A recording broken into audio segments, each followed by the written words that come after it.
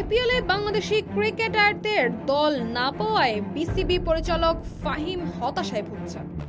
আইপিএলের সাম্প্রতিক মেগা নিলামে বাংলাদেশি ক্রিকেটাররা দল পাননি। মুস্তাফিজুর রহমান ও রিশাদ হোসেনের নাম উঠলেও কোনো দল তাদের প্রতি আগ্রহ দেখাননি। অন্যদিকে আফগানিস্তান থেকে 7 জন ক্রিকেটার দল পেয়েছেন।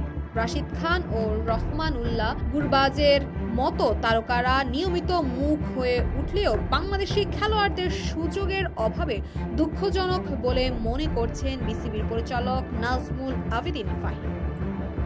মিরপুরের সাংবাদিকদের সঙ্গে কথা বলতে গিয়ে ফাহিম বলেন, আমার ব্যক্তিগতভাবে খুব দুঃখ হয়। আন্তর্জাতিক মঞ্চে জায়গা না পাওয়া মানে আমাদের মনটা ভালো না।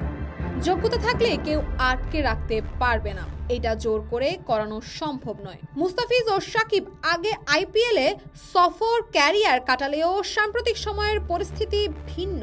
মুস্তাফিজ নিয়মিত খেললেও সাকিব ছিলেন শিরোপা জেতানো দলের অংশ। কিন্তু নতুন মুখ তাসকিন আহমেদ ও শরীফুল ইসলাম ডাক পেলেও এনওসি না পাওয়ায় খেলার সুযোগ হারান তারা।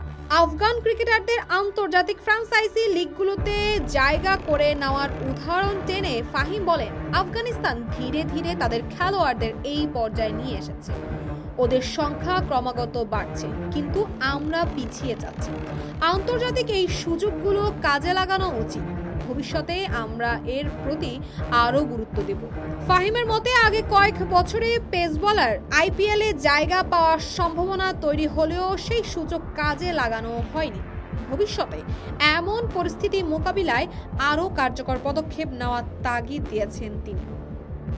তশফিয়া তাবাসসুম, এই সময়, ঢাকা।